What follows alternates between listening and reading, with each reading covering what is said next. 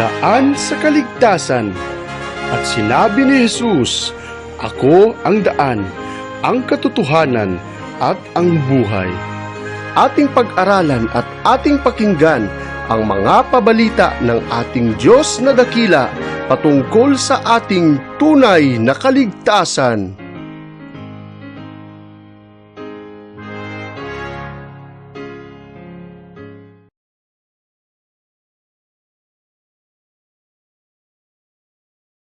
Sa muli po, isa namang maganda at pagpalang araw sa lahat ng ating taga-subaybay. Ito po sa ating programang Daan sa Kaligtasan. Po, sa pagkakataon pong ito, tayo muli ay magpapatuloy sa ating pag-aaral ng isa namang topic na kung saan makakadagdag ng ating kaalaman, gayon din magbibigay sa atin ng mas malinaw ng pagkaunawa ng ating katayuan sa harapan ng ating Panginoon. Ito po ay mahalagang topic sapagkat ito ay may kinalaman pa rin sa ating pagkaligtas at ating kaligtasan.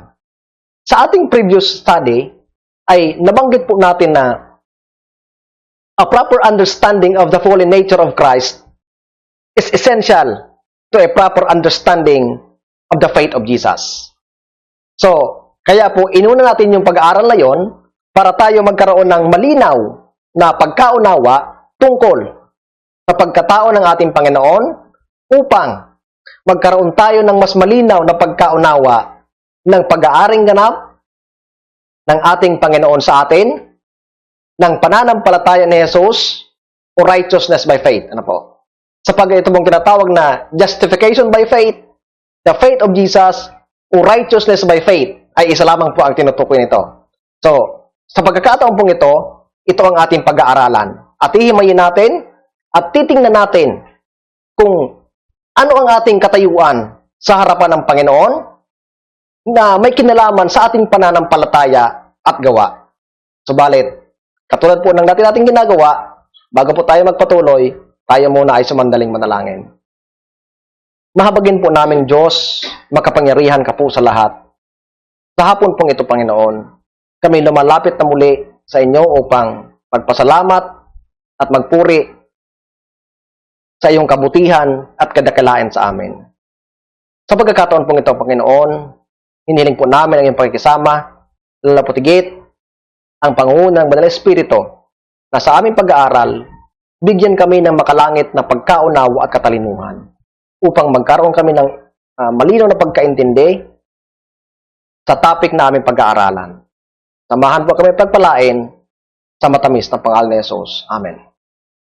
So ngayon po ay pag-aaral natin itong tinatawag na nating justification by faith or faith of Jesus, righteousness by faith na po.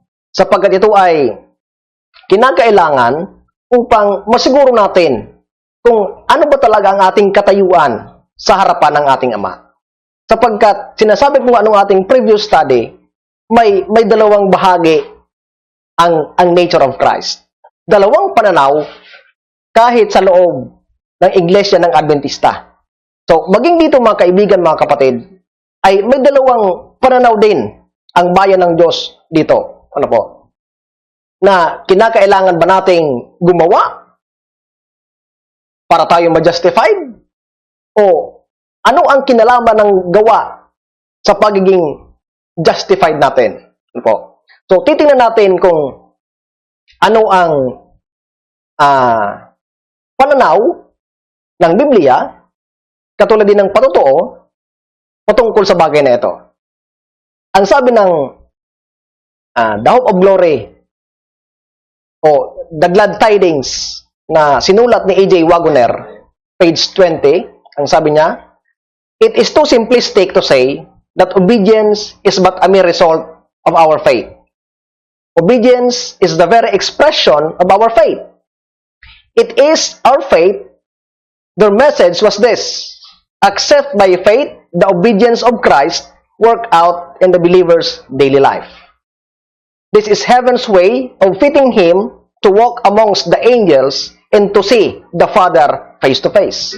So, ang pagtanggap sa pamamagitan ng pananampalataya ng pagsunod ni Kristo, ito ay kailangan natin para tayo maging karapat-dapat, nasab dito, na lumakad kasama ng mga anghel, at makita natin ng mukhaan ang ating Panginoon. So dito po, sinasabi sa atin, natanggapin natin sa pamamagitan ng pananampalataya ang pagsunod ni Kristo. So ito po yung tinatawag na pag-aaring ganap. Ano po? Dahil marami dito ang nalilito. Minsan may narinig akong pastor na tinalakay yung pag-aaring ganap, subalit hindi ayon dito. Ano po? Kaya ngayong hapon, titingnan natin ayon sa patotoo kung ano ang ibig sabihin ng pag-aaring ganap. Pag sinabi ng pag-aaring ganap, inaari mong ganap. Ano po yung ganap? Ibig sabihin ng ganap, nagawa mo.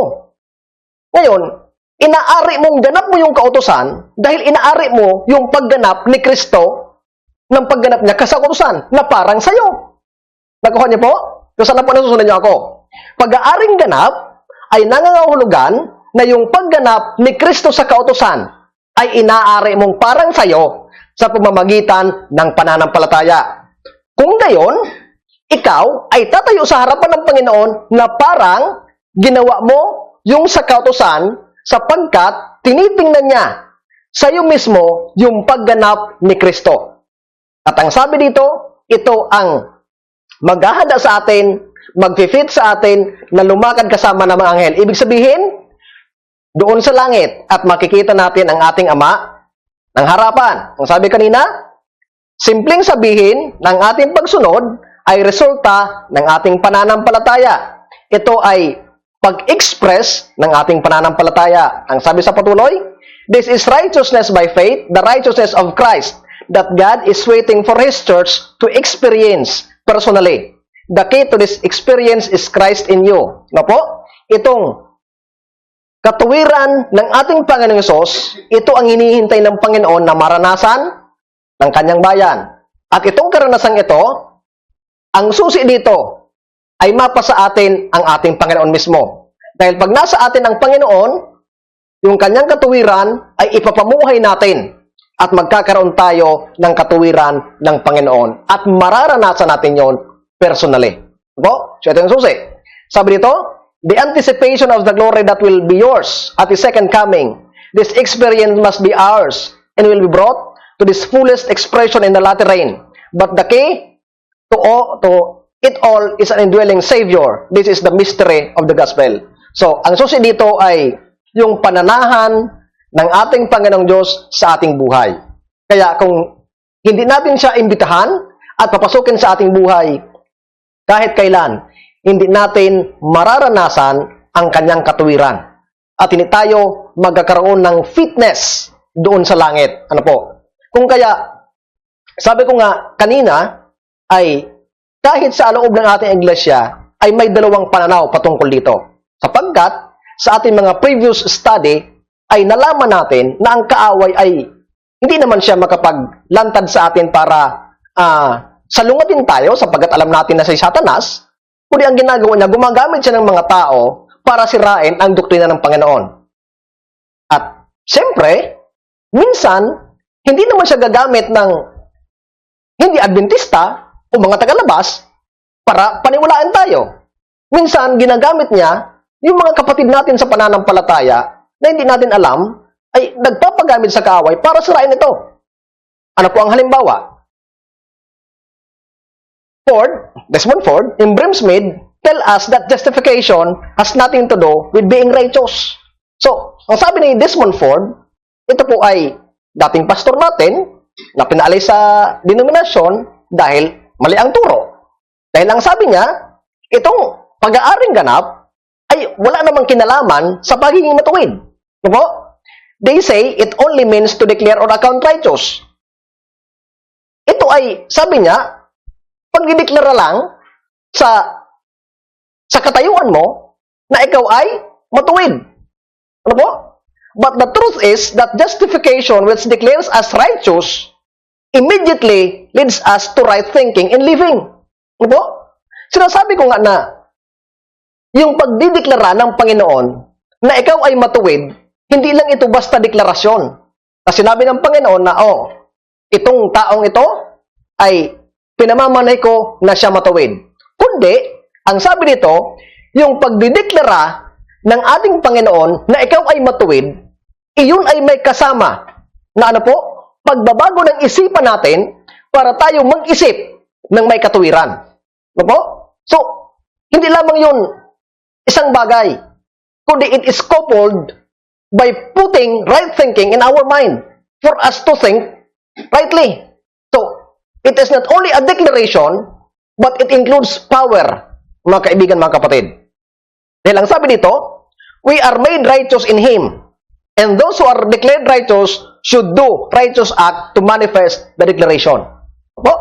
So tayo ay pinalagay, dineklara na matuwid ng ating Panginoon sa pamamagitan ng ating pananampalataya. Ngayon, dahil tayo ay dineklara, kailangan nating gumawa ng katuwiran para patunayan natin ang deklarasyon ng ating Panginoon. Sapagkat, kung tayo ay idineklarang matuwid ng ating Panginoon, subalit hindi tayo namumuhay ng katuwiran, hindi natin pinapatunayan at hindi natin tinatanggap yung deklarasyon ng ating Panginoon. Kaya tayo ay nagmumuhay ng may katuwiran dahil pinapatunayan natin, pinapakita natin na tinatanggap natin yung deklarasyon ng ating Panginoon na tayo ay matuwid. Ang sabi ng glad tidings sa patuloy, the meaning of the word justified is made righteous. This is the exact term that appears in Bible and other languages. The Latin word for righteousness is justitia. To be just is to be righteous. Then, we add the termination "fy," justify, from the Latin word meaning to make. And we have the exact equivalent of the simpler term, make righteous. No po? Make righteous. To make you righteous. No po? Hindi lamang ito, deklarasyon sabi ko nga, but if we are going to use justify from the word justicia, we are made righteous. So, it is not only a declaration, but there is an action that God did to make us righteous. Ano po? So, tayo ay ginawang matuwid ng ating Panginoon. There can be no doubt that the message of God given to the remnant in 1888 was to be centered and received in the dwelling fullness of Jesus Christ. The entire experience of righteousness by faith is just that, an experience within the heart and life of the believer. It is not merely a legal transaction made outside of the believer up in the heaven. Justification begins with the declaring of a man righteous. This is not the end of the matter, for it immediately leads to the Christian living and growth in Christ we call sanctification. So maliwanag po, ano po? Sabi dito, yung mensahe, kasi ito pong justification by faith, nung ma-organize ang Seventh-day Adventist, wala silang mas malinaw na pananaw dito. Lumabas lang ito nung si A.J. Wagoner at si A.J. Wagoner sa A.T. Jones ay pinatnubayan ng banal na espiritu at nakuha nila ang tamang konsepto ng justification by faith na sinuportahan ni Ellen White. Subalit noong 1888 ay hindi po ito tinanggap sa General Conference session. Ano? Hindi tinanggap ang pananampalatayang ito. Subalit ang sabi dito noong 1888 nung pinamanik nila at nilabas na ito, hindi lamang ito isang karanasan, kundi, at hindi lang ito deklarasyon, kundi ito ay hindi katapusan. Na pag dineklara ka na ikaw ay matuwid, tapos na. Kumpleto lang yung pagkatao, hindi po. Sapagkat ang sabi dito, yung deklarasyon ay may kasunod. Na ano po? Ito ay gumagabay, may kasunod ito na pamumuhay at paglago bilang Kristiyano na tinatawag natin na sanctification o pagpapabanal. Pagpapakabanal, ano po? So ito, indeed, without sanctification, there can be no justification. Kung walang pagpapabanal, ibig sabihin, walang pag-aaring ganap.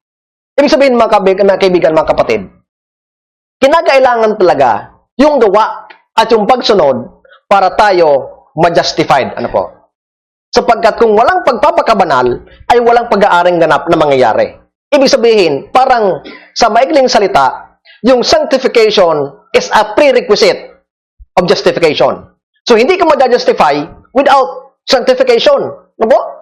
Kaya may nakausap ako na sabi niya, hindi mo naman kailangan yung obedience para ikaw ma-justify. Sapagkat ang kinakailangan lang ay faith. Pero sabi kanina, for you to be able to manifest your faith, may resulta na obedience. Ano po? Marahil, marami sa atin ang hindi nakakaunawa nito. No? Nasabi dito, yung justification, yung pagsunod mo, pagpapakabanal mo, ay prerequisite ng justification. Kaya, ang sabi po ng Selected Messages, Volume 1, page 366, but while God can be just, and yet justify the sinners through the merit of Jesus Christ, but no man can cover his soul with the garments of Christ, righteousness, while practicing known sin. Nakita niyo po? So, obedience is prerequisite for justification. Sapagkat yung justification ay pag-aaring ganap, kumbaga yung makasalanan ay binabalutan ng katuwiran ng Panginoon. Para yung makasalanan, hindi makita ng Ama yung kanyang kasalanan, kundi makita sa Kanya yung katuwiran ng Panginoong Diyos. So yun po ang pag-aaring ganap. Sapagkat, inaari mong naganap mo yung pagsunod sa kautusan dahil tinanggap mo yung katuwiran ng Panginoong Diyos. Subalit, ang sabi dito na Ellen White, hindi tayo maaaring ganap, hindi tayo ma-justified, hindi tayo mababalutan ng katuwiran ng Panginoon maliban or kung tayo ay nagkakasala pa. Ano po? Unang papractice pa tayo ng bagay na alam nating kasalanan. Ibig sabihin, for us to be able to be justified, we should be obedient. Ano po? Malinaw po yun. Or neglecting non-duties. God requires the entire surrender of the heart before justification can take place. And in order for man to retain justification, there must be a continual obedience. So, ibig sabihin mga kapatid, yung justification is not just a one act. Ano po? One-time act. Na, pag justified ka, okay, tapos na yon, sanctification naman tayo. No. Kailangan, yung justification mo ay may maintaining balance yun. So, for us to maintain the balance, ang tinatawag, anong sabi dyan? There must be a continual obedience. Kaya sabi kanina, kung walang sanctification, walang justification. Kung hindi ka nagpapakabanal at hindi ka sumusunod sa kalooban ng Panginoon, you cannot be justified. Ano po? So, these two are inseparable. Hindi ka pwedeng ariing ganap, hindi ka pwedeng balutan ng katwiran ng Panginoon kung hindi ka sumusunod sa Kanya. Para ikaw maaring ganap, para ikaw mabalutan ng Kanyang katwiran, dapat sumusunod ka sa Kanya. Ano po? Sana'y maliwanagan sa inyo. Kaya, kailangan nating sumunod para tayo ma-justified. Ano po? So, works comes in not to have merit, but to manifest our faith that we are justified. Ano po? So, ang gawa natin ay hindi para makasumpong tayo ng meritoryo sa Panginoon, kung hindi para patunayan na tayo ay inaring ganap ng Panginoon. Inari nating ganap natin yung Kanyang katuwiran at inaari din tayong ganap ang ating katuwiran ng ating Panginoon. Kaya pag-aaring ganap. Ano po? So sabi dito, through active living faith that works by love and purifies the soul. So, ito po yung pananampalataya. So, para tayo manatiling matuwid, po, kasi kailangan natin ng pananatili sa katuwiran ng Panginoon. Para tayo manatiling matuwid sa harap ng Panginoong Diyos, anong kailangan natin? Kailangan natin ng pananampalataya. Paano ma-manifest ang pananampalataya? Sabi dito, faith that worketh by love and purifies the soul. Dapat ang ating kilos ay puro sa pundasyon ng pag-ibig at pagdadalisay ng ating sarili. Paano natin madalisay ang ating sarili? Sa pagsunod sa kalooban ng ating Panginoon. Sana po maliwanag sa inyo mga kaibigan, mga kapatid. Ano po? Kaya sabi ko nga, without obedience, there will be no justification. Ang sabi dito, in fact, without obedient faith, there is no justification. Those who are justified by faith must have a heart to keep the way of the Lord.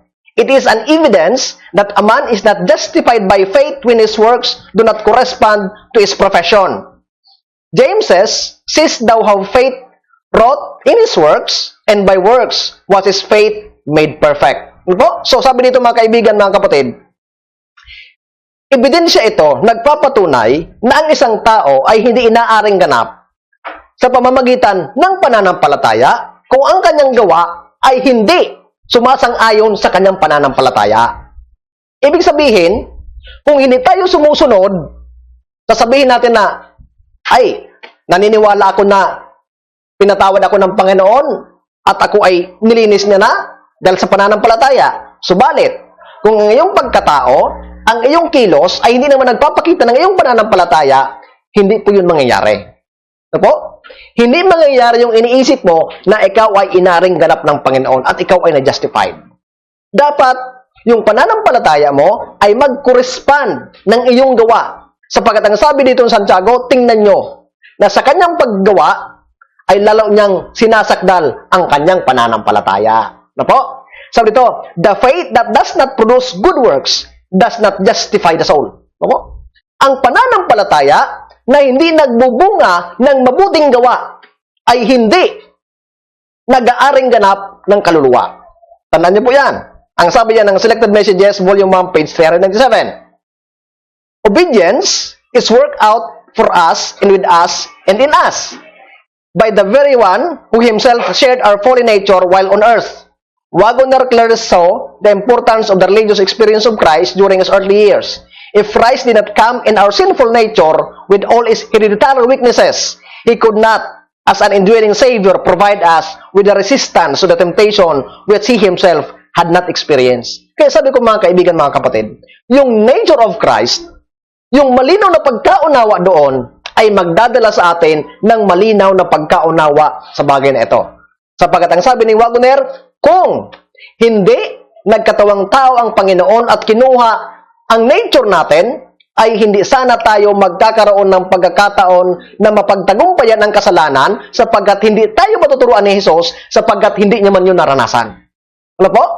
So, bilang teacher, paano ka makaturo sa estudyante mo ng isang bagay na hindi mo na maranasan? O yung theory lang, pero hindi ganun ang Panginoon. Kundi, sinubukan niya mismo na maranasan ang mga bagay na ito bago niya itinuro sa atin in His human nature. So napakahalaga ng mga kaibigan. Sabi nga kanina, understanding human nature of Christ is essential in understanding this justification by faith. Ano po? So, paano magiging tagapagligtas ang ating Panginoon? Ang sabi diyan, Christ, in order to be a Savior, had to be tempted in all points ourselves. Para siya maging tagapagligtas, siya muna ay dapat tuksuhin sa anumang kaparaanan at siya po ay tinukso nga. To believe on His name is to believe that He is the Son of God. To believe that He is the Son of God means to believe that He comes in the flesh, in human flesh, in our flesh. For His name is God with us. Ano po?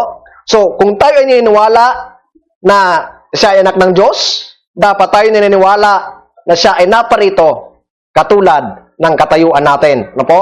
At dagdag pa, ang sabi diyan, moreover, the fact that Christ took upon himself the flesh, not a sinless being, but of sinful man, that is that the flesh which assumed that all the weaknesses and sinful tendencies to which fallen human nature is subject, is shown by the statement that he was made of the seed of David according to the flesh. David had all the passion of human nature. He says of himself, behold, I was shapen in iniquity, and in sin did my mother conceive me. Ano po? Dahil sinasabi ng Biblia na Jesus Christ was the seed of David. Therefore, he inherit the weaknesses and the tendencies that David had. Ano po? So, dapat maliwanag sa atin mga kaibigan. No? Sabi dyan, he was made to be sin. Here is the same mystery as the Son of God should die. The spotless Lamb of God, who knew no sin, was made to be sin. Sinless, yet not only counted as sinner, but actually taking upon himself sinful nature. So ito mga kapatid ay pagpapatunay lamang nung nakaraan natin pag-aaral sapagkat ito ay magbibigay sa atin ng maliwanag na patotoo, maliwanag na pagkaunawa tungkol sa pag-aaring ganap ng ating Panginoon. Sapagkat hindi tayo aariing ganap kung walang pagsunod. Ngayon, kung hindi natin naiintindihan ang pagpakatao ng Panginoon, sabi ko nga, nung sa previous study natin, kung ikaw ay naniniwala na kinuha ni Kristo yung nature na katulad natin at iniwanan tayo ng halimbawa, therefore, ikaw ay maniniwala na kaya mong tuparin ang kanyang kalooban para ikaw ay ma-justified. Pero kung doon sa kabilang paniniwala mo, ay hindi mo sisikapin na sumunod at iisipin mo lang na kailangang i-justify ng Panginoon kahit hindi ka sumunod dahil wala naman siyang halimbawa na iniwan sa atin. Ano po? So, napaka-essential, napakahalaga ng ating pagkaunawa sa pagkakatawang tao ng Panginoon para sa bagay na ito. Ito po yung pagsunod, yung paggawa para tayo maaring ganap. Ano po? Sapagkat kung mali ang pangunawa mo sa pagpakatao ng Panginoon, magiging mali ang pangunawa mo sa pag-aaring ganap ng ating Panginoon. At marahil, hindi ka mag-a-arrive doon sa tamang pagkaunawa at maaaring sa bandang huli, ikaw ay magsisisi dahil mag-i-expect ka ng something na hindi naman pala tama. Ano po? So, napakahalaga niyan. So, anong sabi ni A.T. Jones dito? Jones agreed with the basic truths of the importance of the nature of Christ to the individual believer. And thus, it is that for the sins which we have actually committed, for the sins which are past, His righteousness is imputed to us. As our sins were imputed to Him, and to keep us from sinning, His righteousness is imparted to us in our flesh. Ano po? So dito mga kaibigan, yung justification and sanctification ay magkasama. Yung kasalanan natin sa mga nakalipas, ang kanyang katuwiran ay imputed to us, sinasabi. Pag sinabing imputed, from the word put, inilagay sa atin para yung ating kasalanang mga nakalipas ay matabunan ng kanyang katuwiran.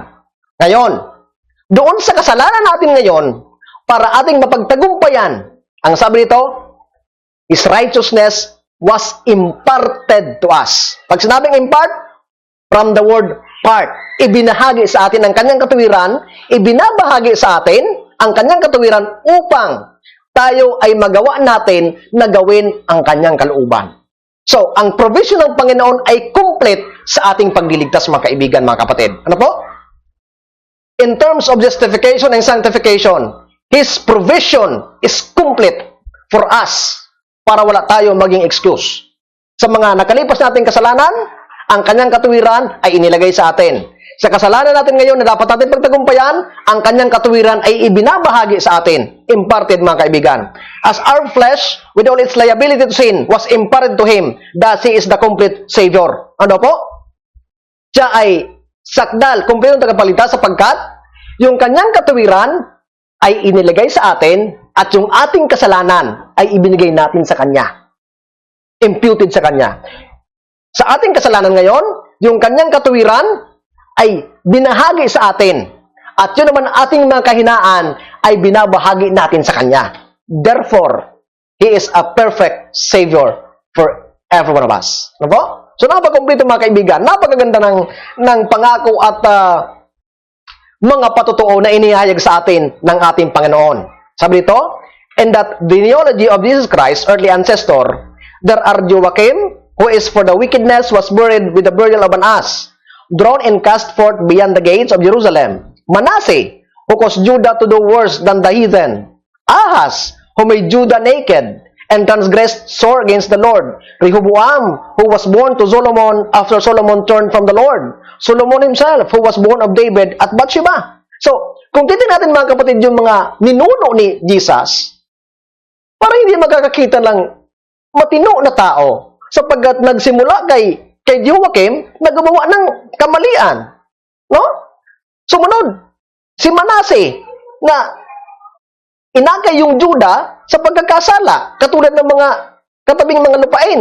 Si Ahaz na ginawa daw ba si Juda, si Rehoboam na ipinanganak ni Solomon nung siya tumulikod sa Panginoon. At maging si Solomon mismo na anak ni David sa pagkakasala niya kay Bathsheba. So makita natin mga kapatid. Now, it is at the end of such genealogy as that who the Word was made flesh and dwelt among us. It was at the end of such genealogy as that He was made of a woman and was in such a line of descent as that the God sent His own Son in the likeness of sinful flesh. So dito pinapatunayan mga kaibigan na si Kristo ay isinugo ng Ama katulad nitong mga taong ito na makasalanan ang kanilang lahi. Subalit, bagaman sa may tendency na magkasala, subalit ang sabi dito, whether temptation be from within or from without, He is the perfect shield against it all, and so saves to the uttermost all to come unto God by Him.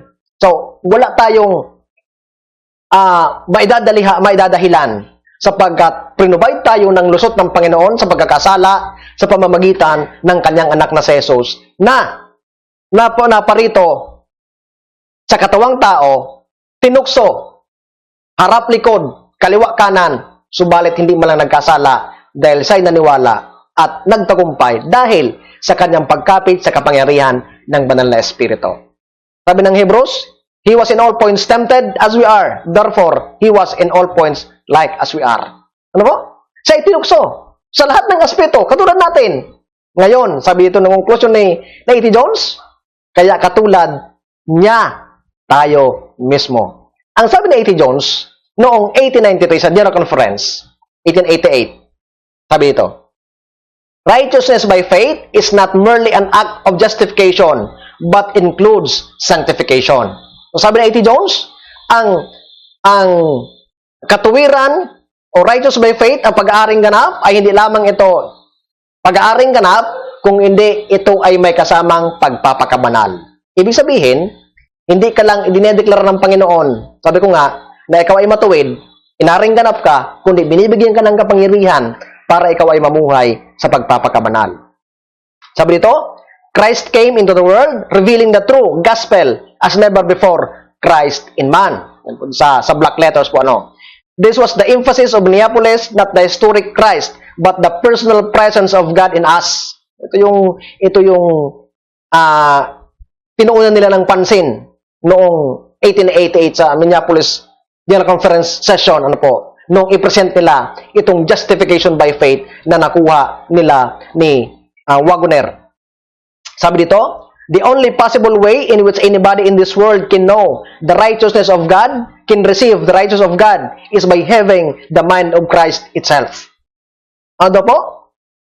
Ang tanging, posibleng paraan para ang bawat isa sa atin dito sa mundo ay maintindihan at matanggap ang katuwiran ng Panginoon ay magkaroon tayo mismo ng kaisipan ng Panginoon. Ang sabi ng Philippians, let this mind be in you, which was also in Christ. Mapa sa inyo ang kaisipang ito na katulad ni Kristo mismo, na bagaman siya'y Diyos, pero nag-anyong alipin na walang reputasyon. So, ibig sabihin mga kaibigan, para ma-experience natin ang pag-aaring ganap ng Panginoon at ang katuwiran ng Panginoon, kailangan nating mamuhay ng may kapakumbabaan. Kung hindi natin magagawa na magpakumbaba, we cannot in any way experience the righteousness of Christ. So ito yung kondisyon. Sabi niya, well, can I have the mind of Christ without the rest of Him? Sabi nito, no, I cannot. Therefore, as I cannot have the mind of Christ without the rest of Him, it follows that I must have the personal presence of Christ Himself. Ano po? Dahil hindi naman pwedeng kaisipan lamang ng Panginoon ang mapa sa atin na wala yung ibang aspeto. Ibig sabihin, para tayo magkaroon ng sakdal na pag-aaring ganap, mapa sa atin, hindi lamang yung kaisipan ng ating Panginoon, kundi yung buo niyang pagkatao nung siya'y magkatawang tao. Ano po? Mapa sa atin. Sabi ni Martin Luther, was at the coming out from Catholicism, when are at the entering it to translation, Luther was unprepared for the full light of righteousness by faith that we have. The message was given us in order to finish the work of God on this earth. So, ito po ay malaking privilege natin, ano po.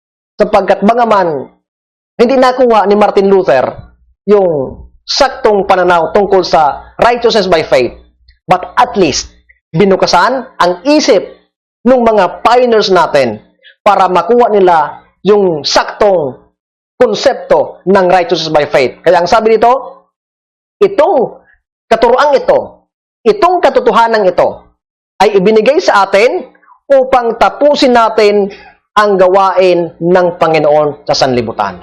Ano po? So, ibig sabihin, we are privileged as Seventh-day Adventist Church because to us, sa ating iglesia mismo, hindi sa iba, this teaching was given because we are the church who will finish the work of our Lord. Ano po? Nang sabi dyan, do you see it is Christ in us, that the living presence that does the righteous work, and that is by the Holy Spirit? That is what the Holy Spirit brings. That is the outpouring of the latter rain. Is it not? You say we cannot study anything else. That is the message for us now. When we receive the message, what we do? We receive, it is Christ. When we receive Him, what have we? The Holy Spirit, mga kaibigan. So, ibig sabihin, itong mga bagay na ito ay magagawa lamang natin sa pamamagitan ng kapangyarihan ng Banal na Espiritu. Ngayon, paano natin matatanggap ito? Through the indwelling of Jesus.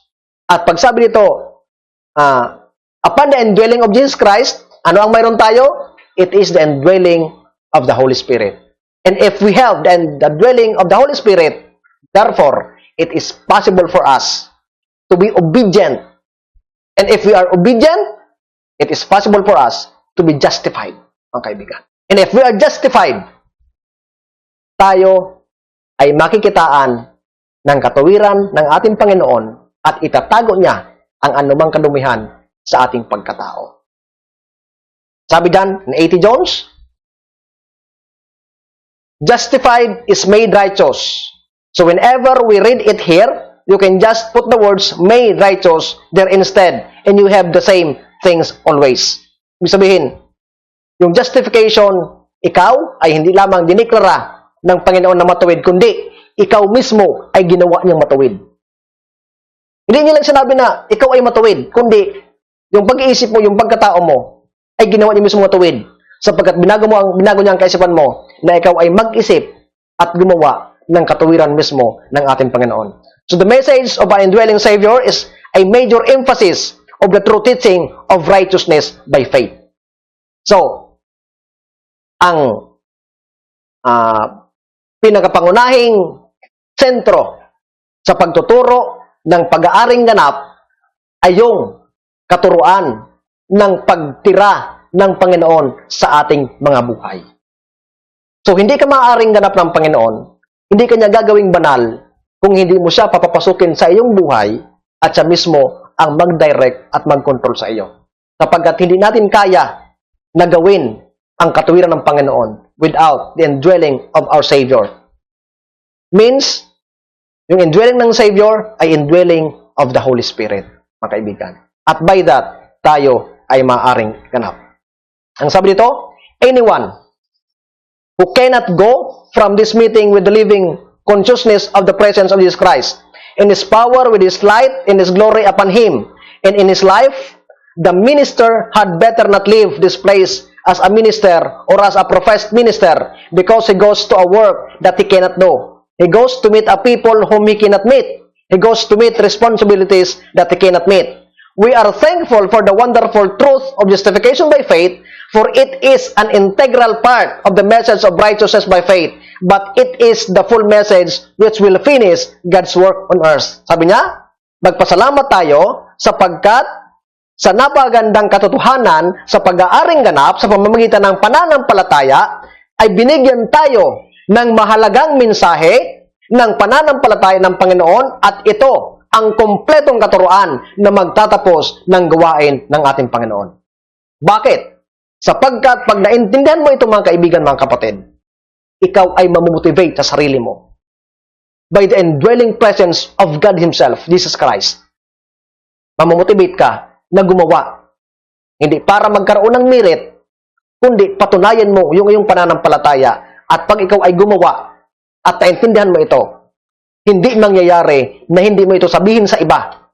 And by that, tatapusin ang gawain ng ating Panginoon. Sabi ito, justification begins a step. Sanctification carries it through. Justification begins the next step. Sanctification carries it through. The two go together all the way to the city of God. Crying to Christ and obeying in Christ are the two phases on our part. Forgiveness in Christ and enabling in Christ are two phases on God's part. Two phases, justification and sanctification, a complete message. Napakaganda, mga kaibigan, mga kapatid. Ano po? Ang sabi, ano ang ating bahagi? Ang magsumamo sa Panginoon at sumunod sa Kanyang kalooban. Ano naman ang bahagi ng Panginoon? Ang patawarin tayo at bigyan tayo ng kapangyarihan para sumunod. So may lusot pa ba tayo? May excuse ba tayo? Wala na, mga kaibigan. Magsumamo lang tayo at ipalagay natin, mag-decision tayo na sumunod sa Kanya. Anong gagawin niya? Pag nagsumamo tayo, patatawarin niya tayo. Pag nagpasya tayo na gawin ang Kanyang kalooban, anong gagawin niya? I-empower niya tayo para gawin iyon mismo. So sabi dito, ang justification and sanctification is a complete message para tayo maligtas. Ano po? Kaya napaganda mga kaibigan, mga kapatid, ng topic na ito para maunawaan ng bawat isa sa atin. Sapagkat pag naunawaan natin ito, wala na tayong maidadalhan pa at magkakaroon tayo ng kapayapaan mismo sa ating Panginoon at tayo ay maglilingkod na may katapatan dahil dito kumpleto na ang ating pananampalataya. Ano po? Napakaganda ng mensahe ng ating Panginoon. Sabi dito, kaya ang sabi po ng Gawa 2:38, sabi ni Pedro, repent and be baptized every one of you in the name of Jesus Christ for the remission of sins, and ye shall receive the gift of the Holy Spirit. Justification has two sides, forgiving and enabling. And this can be received through faith, which also has two sides, believing and yielding. Ano po? Yung justification ay may two sides, forgiving and enabling. Pagpapatawad at pagbibigay kapangyarihan ng Panginoon para sa atin. At ito rin po ay matatanggap natin sa pamamagitan ng pananampalataya. Subalit ang pananampalataya ay may dalawang side din. Paniniwala at pagsusuko ng ating sarili.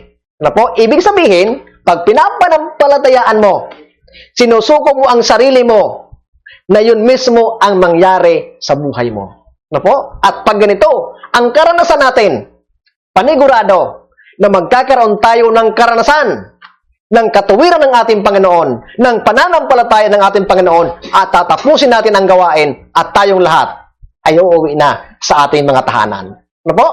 Ang sabi nito ni Ellen White, sabi niya sa Minneapolis session, many will say, I am saved, I am saved, I am saved. Well, have they been cleansed from all filthiness of the flesh and the spirit? And can they cleanse themselves by the righteousness of the law? Jesus Christ came to this world, and there is His righteousness to impart to the children of men who are obeying the law of God. Here is the Jesus Christ who comes right in and impart His righteousness to us. We cannot overcome in our own strength, but by faith in Him, we can be filled with all the fullness of God. Ano po? Marami na nagsabi kay Ellen White na ako ay ligtas na. Katulad ng marami sa atin ngayon. Ako ay ligtas na. Pero ang tanong ni Ellen White, sabi niya, nalinis na ba tayo sa lahat ng ating karumihan? Karumihan ng laman at ng espiritu? Marahil hindi pa. Ang sabi niya dito, kailangan magkaroon muna tayo ng paglilinis.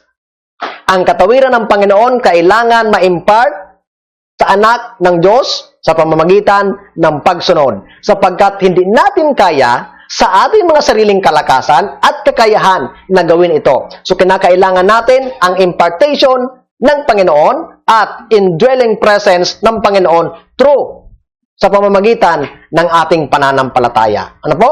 So, kaya, sabi niya, in a final written message entitled A Call to the Deeper Study of the Word, I see the beauty of truth in the presentation of the righteousness of Christ in relation to the law, as the Dr. Wagoner has placed it before us. You say, many of you in its light in truth, yet you have not presented it in this light heretofore. It is not possible that through earnest, prayerful searching of the Scripture, he has seen still greater light on some points, that which has been presented harmonized perfectly with the light which God has been pleased to give me during all the years of my experience. Alam niyo mga kaibigan, nung si A.J. Wagoner at A.T. Jones ay mag-present nito, marami ang tumuligsa sa kanila. Bakit? Sino yan? Sino mga taong yan? Dapat, sana kung sa Ellen White ang nag-present, madali nilang tatanggapin dahil propeta. Kaya ano po ang justification ni Ellen White sa dalawang taong ito? Sabi niya, hindi ba pwede na ang Panginoon ay nagbigay sa kanila ng tamang liwanag para maintindihan nila ito? Dahil kayo, na mga nagsasabi at tumutulig sa kanila, ay hindi nyo nga na ipahayag ito katulad ng pagpahayag nila na buong linaw at liwanag. Ang sabi ni Ellen White. Kaya, kahit hindi sila propeta, Ang sabi niya, subalit ginamit sila ng Panginoon para dalhin sa atin ang katuroang ito. At ito po ay sinang-ayon ni Ellen White. Sabi sabi niya, it harmonizes perfectly with the light which God has been pleased to give me during all my experiences. Ito ay sumasang-ayon sa lahat ng liwanag na ibinigay sa akin ng Panginoon sa lahat ng aking karanasan. Sapagkat kung nakita ni Ellen White na yung turo ni A.J. Wagoner at A.T. Jones ay salungat sa liwanag ng Panginoon, hindi niya ito tatanggapin. Subalit nakita niya na yung turo ng dalawang yon ay ayon sa liwanag. Kaya ang sabi niya, wala sa inyo ang nakapagpahayag ng subject na ito na kasing linaw ng pagpahayag nila. Sapagkat hindi ba pwede na ang Panginoon ay ginamit sila para gawin ito? Mga kaibigan, mga kapatid, maging tayo, kung tayo ay may liwanag na nakita ngayon, at ito ay sang-ayon sa liwanag ni Ellen White, ito ang liwanag para sa atin. Pero kung sasabihin natin, ay may bago akong liwanag, at hindi naman ito sang-ayon sa liwanag na nakita ni Ellen White, sang-ayon sa espiritu at patotoo, hindi po ito liwanag para sa atin, mga kaibigan. Kaya tandaan niyo po, marahil sasabihin niyo ng iba, ay, si A.J. Wagoner nga at A.T. Jones, hindi naman propeta, pero tinanggap. Marahil yung liwanag ko ay tatanggapin. Posible, mga kaibigan, mga kapatid. Dahil marami ngayon, mga tagapagturo, ang sabi nila, ay, nakasumbong ako ng bagong liwanag. No po? Katulad ng mga kaibigan natin nagsasabi, nakita ko yung liwanag na ang panalangin lahat ay luhod. No? Pero yung liwanag na yon ay hindi sangayon sa liwanag na ipinakita kay Ellen White. Therefore, hindi yung liwanag na dapat nating tanggapin. But kung sabihin mong yung liwanag na nakita mo ay sangayon sa liwanag na ipinakita ng Biblia at ng patotoo, therefore, it is the light for us to accept. No po? Maliwanag po yan. No po? Sabi dito, messages bearing the divine credentials have been sent to God's people. Not only did Ellen White openly and repeatedly support the message of Jones and Wagoner, but she even traveled with them as they went from place to place following the Minneapolis meeting, presenting them to the people. No po? Hindi niya lamang kinatigan, hindi niya lamang tinanggap yung kanyang turo, kundi, ang sabi dito, mula noong 1888 Minneapolis session, sinamahan niya si A.J. Wagoner at A.T. Jones sa kanyang mga travel upang ipahayag ang mga bagay na ito. Subalit, mga kaibigan, ito ay hanggang 1905 lamang. Sapagkat 1907, itong dalawang ito ay tumalikod sa pananampalataya. Kaya sabi nung kakilala ko, huwag mo itong gamitin. Sapagkat sabi niya, hindi mo ba alam na itong si A.T. Jones at A.J. Wagoner tumalikod sa pananampalataya, nag-backslide yan? Sabi ni Ellen White, hindi ibig sabihin na yung mga former works ng dalawang ito ay mali kahit sila ay nag-backslide. Ibig sabihin, nag-backslide sila ng 1907, 1888 nila ito sinulat. Sabi ni Mrs. White, itong ginawa nilang ito ay tama. Yung later works nila, yun ang mali. Kaya, sabi ni Ellen White, ito ay tanggapin natin, bagaman sila ay nag-backslide.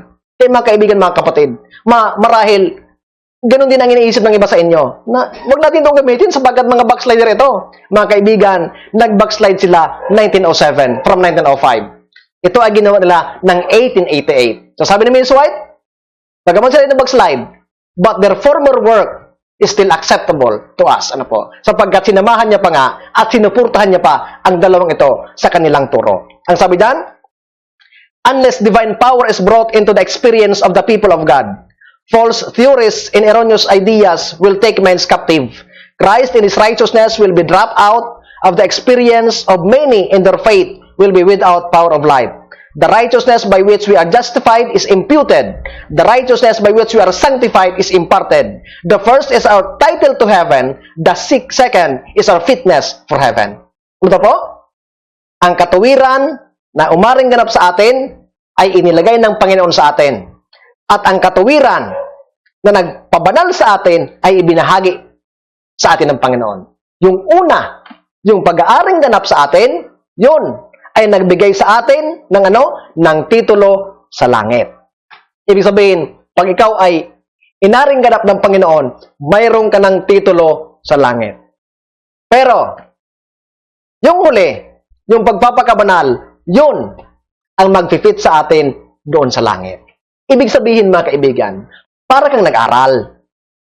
Hindi ibig sabihin nag-enroll ka, pwede ka nang graduate. Ano po? Pag nag-enroll ka, titulo mo pa lang yon na pwede ka nang pumasok. Pero pag hindi ka pumasok araw-araw, hindi ka naman pwedeng graduate. Ano po? So, hindi pwedeng sabihin na isa lang ang tanggapin mo. Na ariing ganap ka lang, subalit hindi ka gagawa para sa pagpapakabanal. Sapagkat sabi ko kanina, ang dalawang yon ay hindi pwedeng paghiwalayin. Ang isa ay nagbibigay sa atin ng titulo sa langit. At ang pangalawa ay naghahanda sa atin na maging fitted tayo doon sa langit. O, napaganda.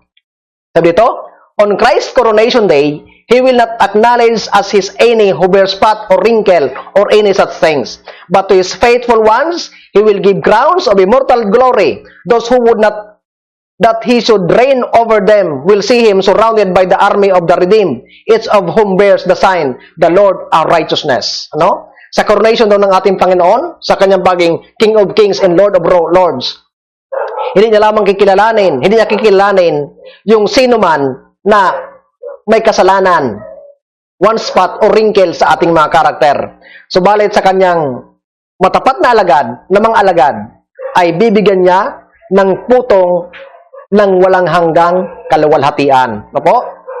Na doon nakasulat, ang Diyos ang aming katuwiran. Sapagkat yung katuwiran na yon ay hindi nanggaling sa atin, kundi galing sa ating Panginoon. Ang sabi dito mga kapatid, ng Mount of Blessings, righteousness by faith will change our lives and enable us to represent the character of Christ before all men. So itong pag-aaring ganap sa pamamagitan ng pananampalataya ay magbabago ng ating buhay at magagawa nating maging kumatawan sa ating Panginoon para sa lahat ng tao. So, pag tayo ay naniwala o pag tayo may pananampalataya na tayo ay inaring ganap ng Panginoon at dahil nanampalataya tayo na inaring ganap, tayo ay gagawa ng pagpapakabanal. So, mapapatunayan natin sa mga tao na tayo ay mga representante ng Panginoon sa lupang ito. Ano po? Sapagkat hindi pwede tayo maging Christian without living the life of Christ. Ano po?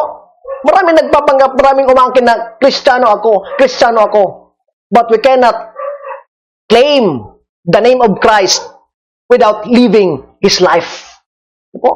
Kaya, it is maligning the character of God. Sabi ko nga po sa inyo, yung sabi sa ikatlong utos na huwag mong gagamitin ang pangalan ng Diyos sa walang kabuluhan, kasama yon. Pag sinabi mo ikaw ni Kristiyano, ginamit mo yung pangalan ni Christ, hindi ka naman namuhay katulad ng buhay niya, ginagamit mo yung kanyang pangalan sa walang kabuluhan at nagkakasala ka sa kanya sa ikatlong utos. Opo? Sana maliwanag yun sa inyo. Kundi kung ikaw ay naniniwala na ikaw ay Kristiyano, mamuhay ka ng buhay ni Kristo.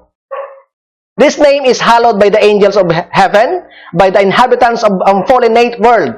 When you pray, hallowed be thy name, you ask that it may be hallowed in this world, hallowed in you. Sabi ng Blackwords, every act of life you are to make manifest the name of God. This petition calls upon you to possess His character. You cannot hallow His name, you cannot represent Him to the world unless in life and character you represent the very life and character of God. This you can do only through the acceptance of the grace and righteousness of Christ. Kaya pag tayo nanalangin na hallowed be thy name, ibig sabihin, pinapamanhik na yung pangalan ng Panginoon ay sumaatin. Subalit, hindi yung mangyayari kung, ang sabi ito, hindi tayo namumuhay mismo katulad ng buhay ng ating Panginoon. Opo? May mga passages dyan patungkol sa righteousness by faith. So, ito po ay hindi natin isa-isahin. Gusto ko lamang pong ipakita sa inyo na itong mga talatang ito ay magpapakita ng katunayan patungkol sa pag-aaring ganap ng Panginoon na ito ay sinusuportahan ng ating Biblia. Una, sabi ng Romans 1:16 and 17. Ito, Paul declares in the first chapter of Romans that he is not ashamed of the gospel of Christ, for therein is the righteousness of God revealed from faith to faith. In the Greek for this message, it is faith, anti-faith, faith upon faith, faith growing, building, enlarging. Ano po?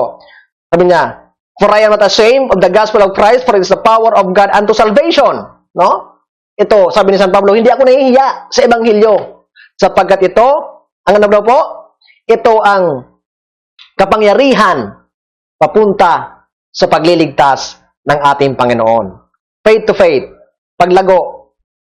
Sabi dyan, how do the messenger that brought us the Minneapolis message of righteousness by faith view the correct meaning of this text? Sabi ni Wagoner, the just shall live by faith, nothing else. By faith and works. Add not thou unto his word, sabi dito, lest he reprove thee, and thou be a liar. To be just is to be righteous, and a righteous man will do righteous act. This is the fruit of righteousness, but how does he do this work? It is by faith. So, ibig sabihin mga kapatid, paano pinaliwanag ni Wagoner yung talatang iyon? Ang sabi niya, ang matuwid ay mamubuhay sa pananampalataya. Ang tanong, pananampalataya ba plus gawa? Ang sabi niya, huwag kang dadagdag. Kung ang sabi niya, ang ibig sabihin dyan, para maging matuwid tayo, tayo ay idiniklara ng Diyos na matuwid.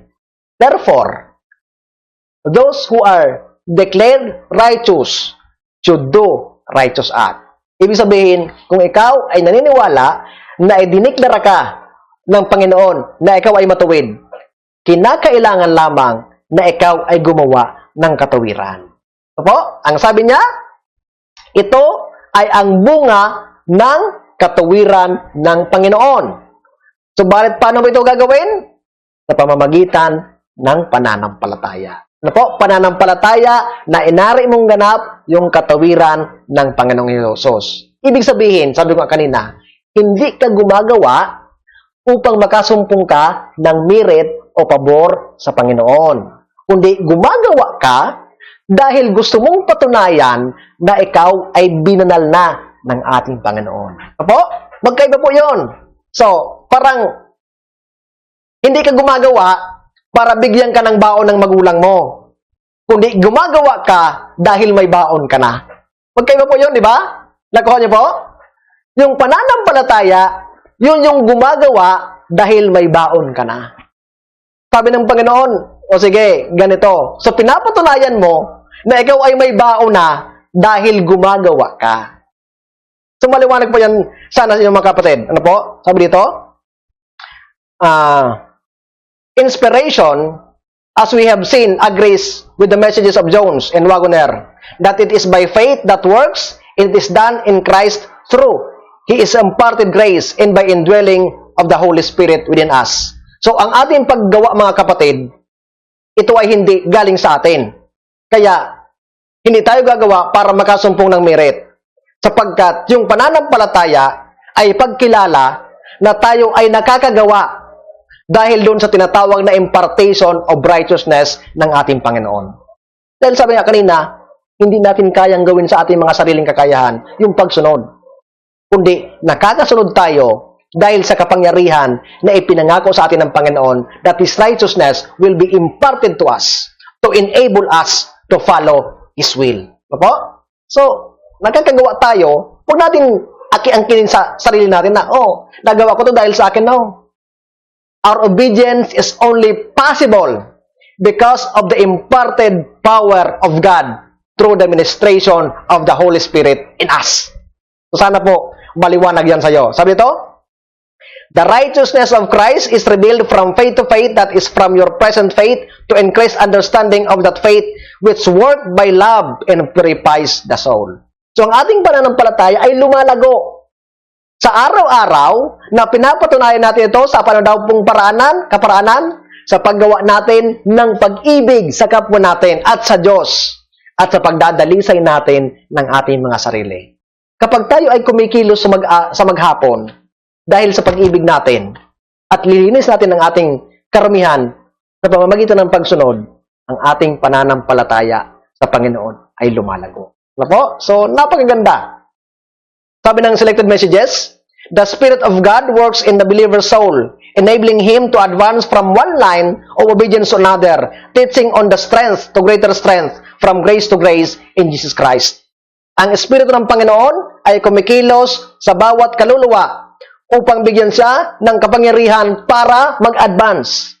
At pag nasunod niya na ngayon, bukas masunod niya uli, binibigyan siya ng dagdag na kapangyarihan ng Panginoon para araw-araw ay magawa niya ang kanyang kalooban. So this is the enabling power of ating Panginoon. Kaya wala tayong magdadahilan. Ang ating magagawa lang ay ano po? To cry to God. Ano po? To cry to God, sabi kanina. At maghingi tayo ng enabling power niya. Pag humingi tayo sa Panginoon at tayo ay sumuko sa Kanya, ang pangako niya, He will forgive us and He will enable us. So napakabuti mga kaibigan ng ating Panginoon. Ang provision niya ay sapat sa atin. Ano po?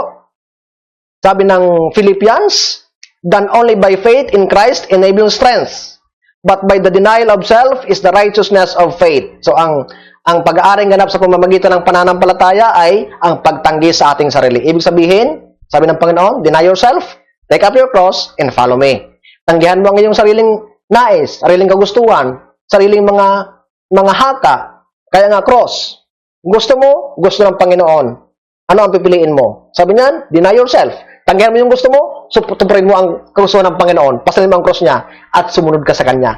At pag ginawa mo ito, na tinanggihan mo ang sarili mo, sinunod mo ang kagustuhan ng Panginoon, ang pagsunod sa Panginoon ay hindi magiging mabigat sa atin, kundi magiging delight ng ating buhay. Ano po?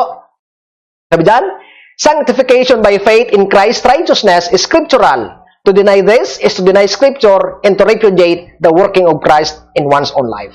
So ito na pong pagpapakabanal o ang katuwiran ng Panginoon ay hango sa Biblia. Kapag tinanggihan natin ito, ay tinatanggihan natin ang kasulatan. Who would want to be guilty of such serious accusation against the atoning work of Christ, provided for us at Calvary, mediated for us in the sanctuary in heaven? May God have mercy on those who so glibly toss out words about the holy works of Christ within the life of the believer. So ito ay pinatunayan ng Panginoon doon sa Kalbaryo at kanyang pinagpapatuloy doon sa sanctuaryo sa langit. So hindi natin ito matatanggihan mga kaibigan, mga kapatid.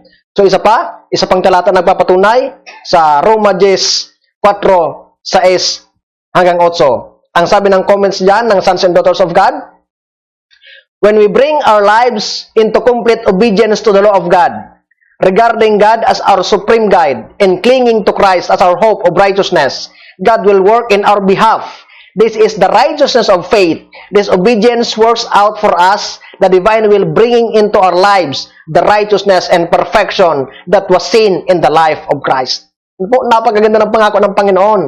Kung ang ating buhay daw ay dadalhin natin sa sakdal na pagsunod sa kalooban ng Panginoon at kanyang kautusan, ang sabi nito, ang katuwiran ng Panginoon, siya mismo ang gagawa sa atin. At ang sabi diyan, ito ang katuwiran sa pamamagitan ng pananampalataya. At ang sabi, this obedience works out for us in the divine will.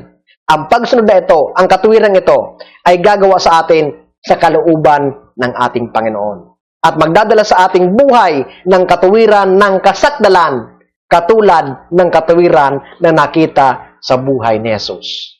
Ibig sabihin, si Kristo, ang kanyang kabuhayan ay makikita sa ating mga pagkatao. So sana yun ang magiging hangarin natin mga kaibigan, mga kapatid. Isa pang talata na makapatunay, Galatians 2:20. Ano po? Romans 3:21, 22, and 24. Even the righteousness of God, which is by faith of Jesus Christ unto all and upon all them that believe. So, ito yung mga talata na sinasabi ko na magpapatunay. Sabi dyan, Hebrews 11:32-33. Ito mga kapatid, kung gusto niyo pong scrutinize, sabi ko nga anong nakaraan, balikan niyo na lang po yung video at basahin ang mga talatang ito sapagkat makita niyo na itong mga talatang ito ay sumusuporta sa stand ni A.J. Wagoner at ni A.T. Jones na sinuportahan na Ellen White. At ito po ay inline sa paniniwala at stand natin ng mga Seventh-day Adventists. Ang sabi dyan, righteousness is simply defined as an act and by faith shown that it is genuine. The entire experience proceeding from the connection with the Christ Himself that is as close as that of the branch engraved fiber by fiber with the vine. Thus we are told that acts of righteousness that proceeded from faith constitute right living according to the Bible, or to say in different words, obedience is righteousness by faith. So sabi dito, ang katuwiran ito ay act of faith. No po? Katulad daw po ng vine, kapag ito ang sanga ay nakadikit, ang nutrients ay dadaloy doon sa sanga. Pag tayo ay nakadikit sa Panginoon, yung kanyang katuwiran ay makikita sa ating pagsunod. At yung ating pagsunod, ang tinatawag na righteousness by faith. Katuwiran sa pamamagitan ng pananampalataya. Isa pang talata, Ephesians 5:9 and Galatians 3:2. Ano po? Itong mga talata nagpapakita, sabi diyan, it is thus clearly seen that in order for a Christian to go to heaven, he must first be fitted to walk and live among sinless being. So, para daw tayo ay maging fitted doon sa kalangitan, dito pa lang ay pinapractice natin mamuhay katulad ng mga hindi nagkasalang nilalang doon sa langit. Ibig sabihin, may pagkapractice tayo. At yung pagpractice natin ay pamumuhay natin sa katawiran ng ating Panginoon. Pero, alam niyo mga kaibigan, mga kapatid, ito pong righteousness of God ay may two sides po ito. Ano po? Itong pinag-aaralan natin ngayon ay one side of the coin ito. The other side ay pag-aaralan po natin sa ating mga darating pang pag-aaral. Ano po? Ito ay kalahati pa lamang. Ang sabi diyan, the latter rain experience will be a far deeper in feeling of Jesus. An experience we are to seek now as we to walk in the light of our indwelling Savior then, so we are to live now. Who will be fitted for the loud cry? Those who have the presence of Jesus Christ. This means the personal presence, not to imaginary, a way of presence. It is not that at all. Sino daw po ang mahahanda sa pagproklama ng loud cry? Sino ang matatatakan? Sila na mayroong presensya ng Diyos sa kanilang buhay. Kaya nga mga kapatid, yung pagtatatak po, it is the impressing of the character para maging fix sa ating sarili. Kaya pagtatatak ngayon, sino yung mga taong yon? Those who reflect the character of Christ fully. And that is the righteousness of Jesus Christ. Po, kung tayo ay gustong matatakan, gustong makasama sa loud cry, ang paghahanda natin, kailangan mamuhay tayo ng buhay ni Jesucristo, ng kanyang katuwiran.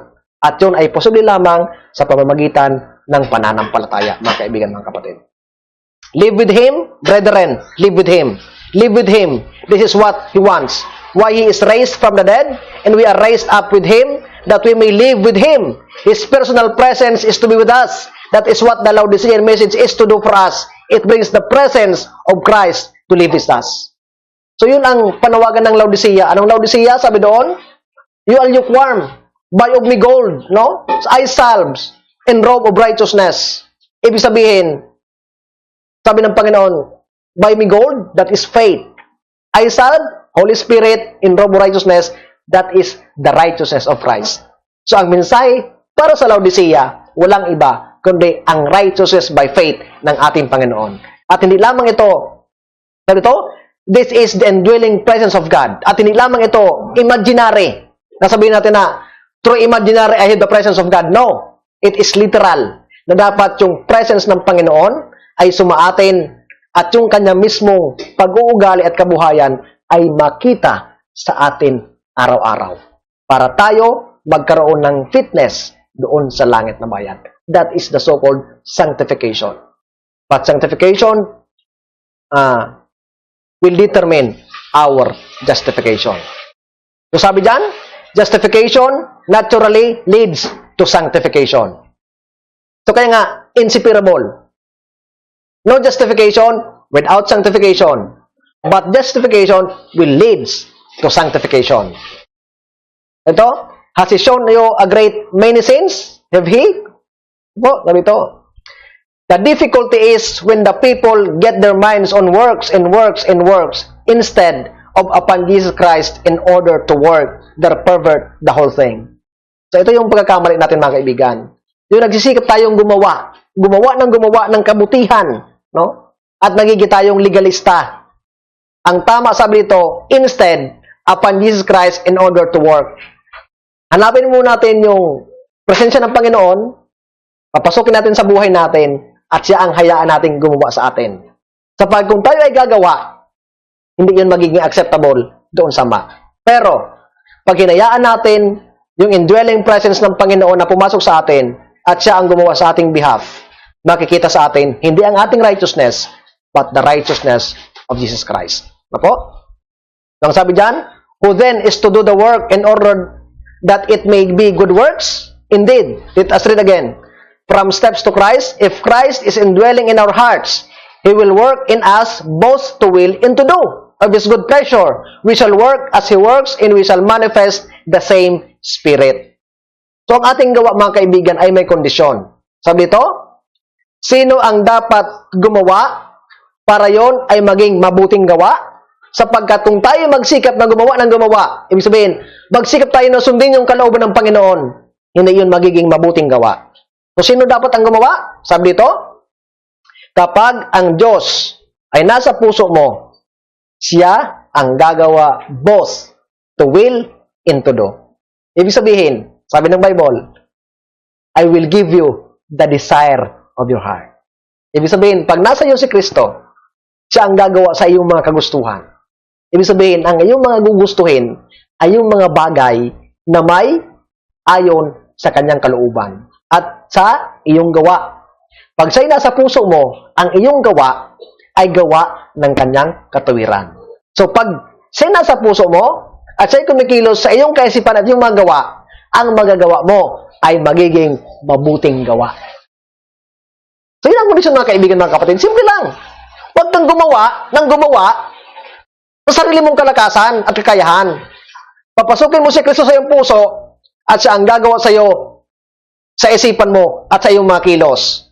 At pag sa puso mo, ang mga kilos mo ay ayon sa kanyang kalooban, makikita sa iyo ang kanyang kabuhayan at ang gawa mo ay magiging mabubuting gawa. Sapagkat ang gawa mo ay magiging katuwiran ng ating Panginoon. Ano po? So, napakaganda ng subject na ito, mga kapatid, mga kaibigan. Sabi ito, the accuracy of Alonzo Jones and Elliot Wagoner, A.T. Jones and A.J. Wagoner, and presenting the correct message to the people was due in no small way to their understanding of spirit of prophecy principle. A careful study of their lecture is a striking insight into their indebtedness to those writings. They quote extensively from them. Sabi ito, the message is a clear one. The message of God for us today is echoing down from the day of Minneapolis to pray for deliverance from the satanic experience of unrighteousness by faith. And by the power of a forgiving Christ and an indwelling Christ become fitted by Him under the guidance of His Holy Spirit in accordance with the teaching of His Word for what is ahead. Sabi dito, mga kaibigan, ang mensahe ni A.T. Jones at ni Wagoner noong 1888 sa Minneapolis session ay umaalingaw-ngaw sa ating kapanahunan. Bakit? Ang kanilang mensahe sa kapanahunang iyon ay bigyan laya ang bawat mananampalataya sa pagkagapos doon sa unrighteousness by faith. Opo? At isa pa, para bigyan tayo ng kapangyarihan at malaman natin ang pagpapatawad ng Panginoon at siya'y tumahan sa atin upang tayo ay maging karapat-dapat na kasama niya. So ito rin ang pinagtuunan pansin ng dalawang ito, sapagkat ito rin ang kalagayan ng bayan ng Diyos noon. So ito rin ang gustong sirain ng Panginoon ngayon, na yung unrighteousness by faith. Gusto niya righteousness by faith. Ayaw niyang gumawa tayo without the indwelling presence of ating Panginoon. Gumawa tayo na walang forgiveness, kundi gusto niya gumawa tayo. Una, mapatawad tayo, gumawa tayo hindi sa ating kalakasan, kundi gumagawa tayo dahil nasa atin ang Panginoon at gumagawa tayo dahil sa pananampalataya natin. So ito rin po, mga kaibigan, ang kanilang mensahe ngayon. Sabi dito, ng Faith in Works, page 100, while God can be just and yet justify the sinners through the merits of Christ, no man can cover his soul with garments of Christ, righteousness, while practicing known sins or neglecting known duties. In order for man to be justified by faith, faith must reach a point where it will control the affection and impulses of the heart, and it is by obedience that faith itself is made perfect. Ano daw po? Hindi tayo aari ang ganap kung tayo ay gumagawa pa rin ng pagsalangsang. At tayo mga kaibigan, ang sabi dito, para tayo ariing ganap, may kondisyon. Sabi dito, ang ating pananampalataya, sapagkat ang pag-aring ganap ay sa mamamagitan lamang ng pananampalataya. So, para tayo maaring ganap, ang ating pananampalataya, ang sabi dito, ay kailangan makarating doon sa punto ng ating mga kagustuhan ay kontrolado ng ating affection at mga impulses ng ating puso at ng ating pagsunod ayon sa pananampalataya. At pag tayo ay sumusunod ayon sa pananampalataya, ang ating pagsunod ay nagiging sakdal sa ating Panginoon. O? So sabi dito, ang pananampalataya natin ay kailangan makarating doon, dito, point where it will control the affection and impulses. So dapat ang pananampalataya natin ay kontrolado niya ang ating mga affection at mga impulses. Yung pag sinabing affection, mga kaibigan, yung ating desire, ano po? Yung ating mga pagnanais. Affection. Pagnanais mo sa mga bagay-bagay, dapat kontrolado ito ng iyong pananampalataya. Impulses. Yung iyong mga biglaang action. Minsan, nabibigla tayo, nagkakasalita pa rin tayo ng mali. Minsan, pag nabigla tayo, nagagalit pa rin tayo. Impulses yan. Dapat ang sabi dito, yung impulses natin, dapat kontrolado ng ating pananampalataya. At pag dumating sa puntong itong ating pananampalataya, ang ating pananampalataya ay nagiging sakdal. Sapagkat ang pananampalataya na kinakailangan para maaring ganap tayo, ano sabi kanina? Faith that worketh by love and purifies the soul. Kaya kailangan ito ang punto na dapat marating ng ating pananampalataya. Ng ating mga ninanais, ng ating mga hangarin, ng ating mga ugali ay kontrolado ng ating pananampalataya. Ibig sabihin, yung ating mga ninanais, yung ating mga hangarin, yung ating mga aksyon ay puro dahil sa pag-ibig. At ang ating mga ninanais, ang ating mga hangarin, ang ating mga gawa ay puro pagdadalisay ng ating mga puso. At ito lamang ang pananampalataya na katanggap-tanggap para tayo maaring ganap ng Panginoon. Ano po? Sabi dyan, faith can present Christ perfect obedience instead of the sinner's transgression and defection. When the sinner believes that Christ is a personal Savior, then, according to His unfailing promises, God pardons his sin and justifies him freely.